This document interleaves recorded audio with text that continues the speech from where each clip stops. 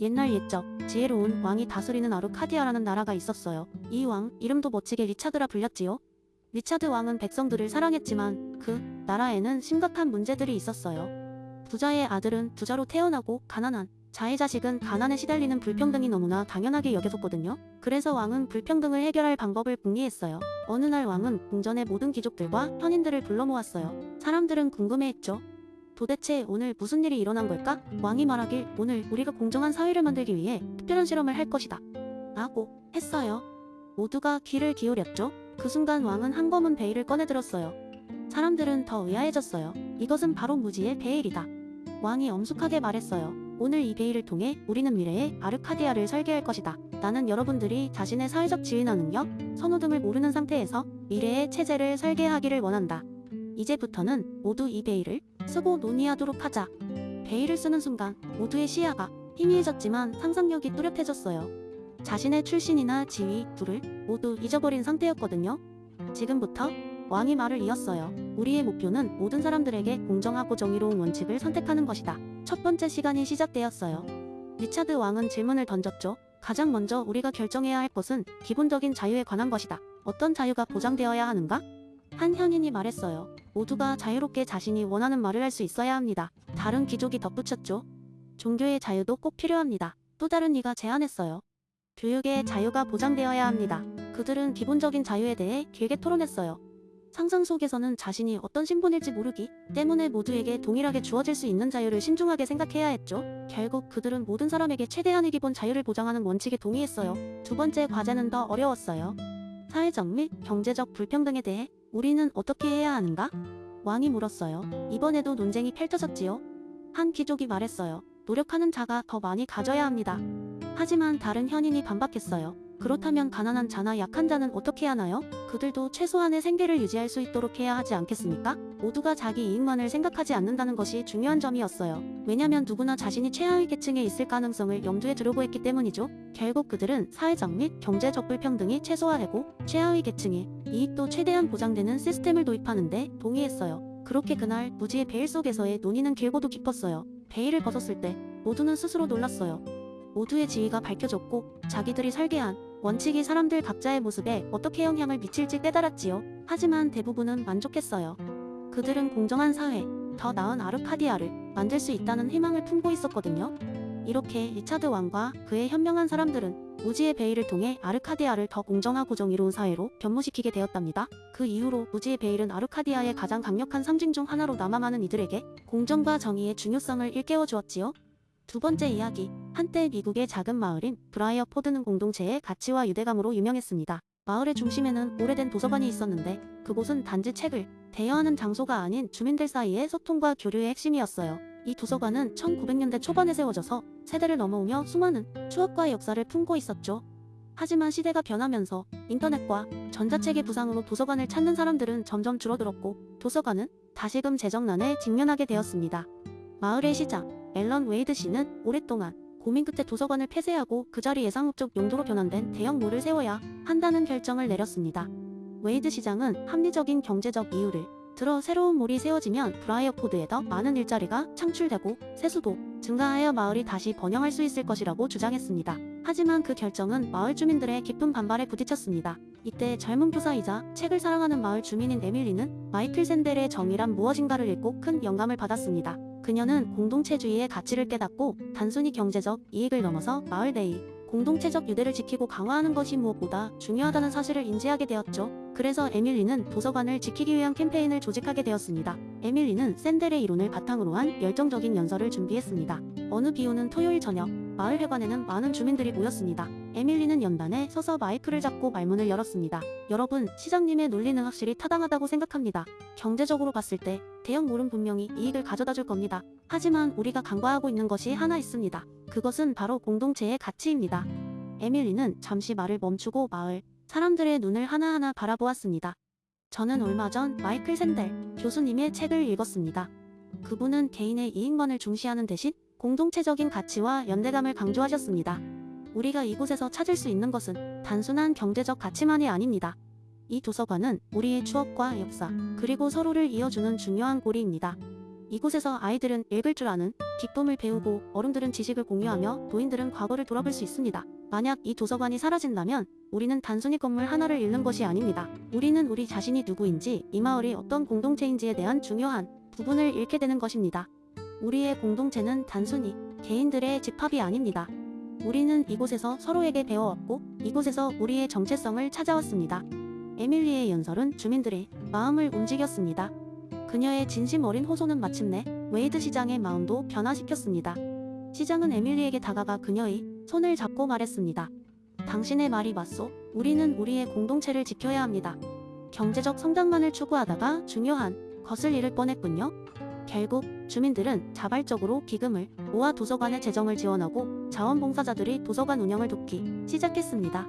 그리고 도서관은 독서 프로그램, 역사 강연, 공동체 행사를 통해 다시금 살아나게 되었습니다. 브라이어포드 마을은 그로 인해 더욱 단단한 유대감과 활기를 얻었고 에밀리의 이야기는 오래도록 마을 사람들 사이에서 회자되었습니다.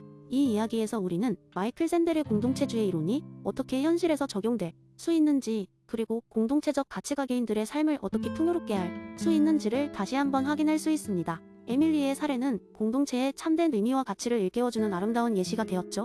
세 번째 이야기, 한적한 시골 마을 힐타운에는 단 한 군데의 도서관이 있었습니다.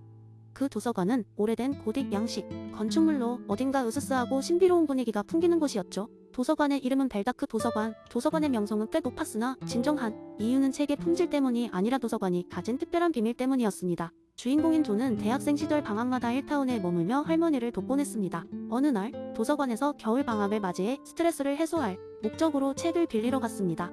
도서관은 작은 마을에 비해 꽤나 큰 편이었고 내부는 미로처럼 복잡하였습니다. 어디선가 들리는 새어나오는 책장의 냄새와 조용한 속삭임은 그를 더 묘하게 만들었죠. 도서관을 돌아다니다가 존은 무심코 지하로 향하는 계단을 발견했습니다. 호기심에 못 이겨 그는 계단을 내려갔고 이상한 방에 다다르게 되었습니다.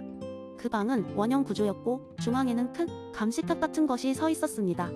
가운데의 감시탑에서 아무도 그를 보고 있는 것 같지 않았지만 계단 입구에 내리자마자 그는 마치 누군가가 자신을 보고 있는 듯한 느낌을 받았습니다. 얼마 지나지 않아 도서관에 사서인 크렌시오 할아버지가 나타났습니다. 이 방은 도서관의 비밀 아카이브입니다. 특별한 책들이라 아무나 들어올 수 없죠. 할아버지는 웃으며 그렇게 말했지만 존은 어쩐지 불안했습니다. 그날 이후부터 존은 도서관에 갈 때마다 누군가가 자신을 감시하고 있는 듯한 기묘한 느낌을 받기 시작했습니다. 시간이 지날수록 그 느낌은 더 강해졌습니다. 존은 그 이유를 알기 위해 도서관에서 일하기 시작했고 참고로 읽던 철학책들 속에서 제레미 벤담의 파놉티콘 이론을 발견했습니다. 파놉티콘은 중앙에서 감시당하는 감옥과 같아 수감자들은 항상 감시를 우려해 자신의 행동을 제어하게 된다는 개념이었죠. 하루는 크렌시오 할아버지가 잠시 자리 비운 사이 존은 다시 그 원형의 방에 들어가 감시탑을 유심히 살폈습니다. 탑 안에는 실제로 CCTV 시스템이 있었습니다. 도서관 전체에 설치된 카메라와 연결되어 있었고 할아버지는 그곳에서 모든 사람을 감시하고 있었습니다.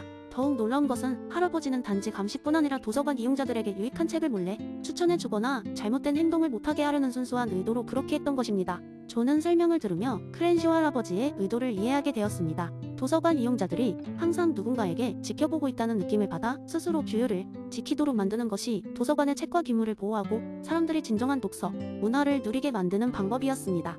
이후 벨다크 도서관의 비밀은 마을 사람들에게 전해졌고 오히려 많은 사람들이 그 도서관을 방문하게 되었습니다. 감시가 아니었다면 무시될 뻔했던 책들이 많은 이들에게 읽혀졌고 도서관은 그 어느 때보다 풍성한 지식의 보물창고가 되었습니다.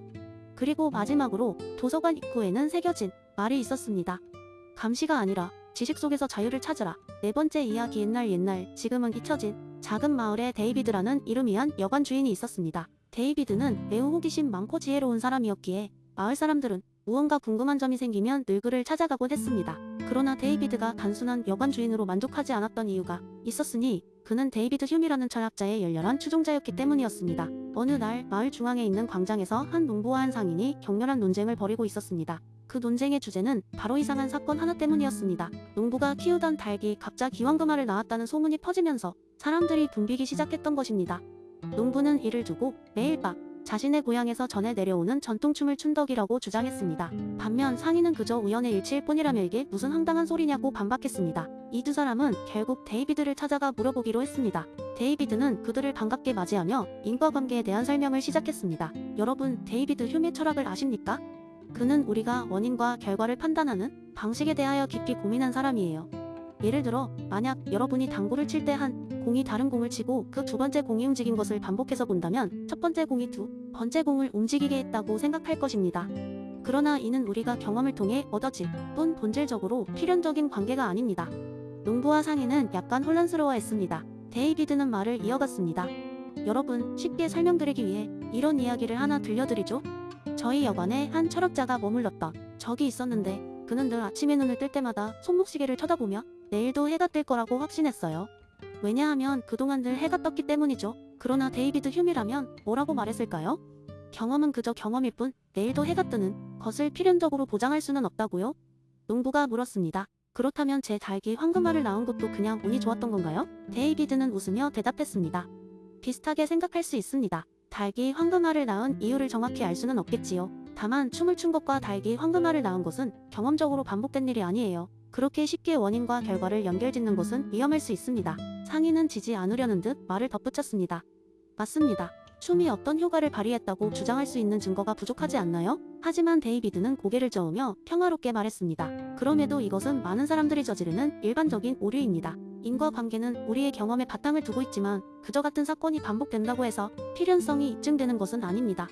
휴미 강조한 것은 바로 이러한 점이지요. 여러분이 춤과 황금알의 관계를 믿고 싶다면 더 많은 증거와 반복된 경험이 필요할 것입니다.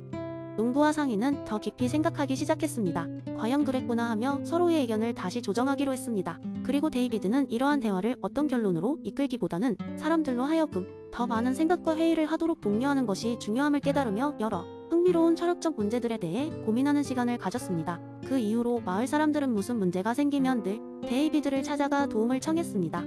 그리고 데이비드는 늘 휴미의 철학을 바탕으로 깊은 통찰과 재치 넘치는 이야기로 사람들을 깨우쳐 주었습니다. 이렇게 작은 마을은 인과 관계와 철학적 사고에 대한 토론이 가득한 장소로 변해갔고 데이비드는 그 중심에서 사람들에게 끊임없이 생각하고 질문하는 힘을 북돋아 주었습니다.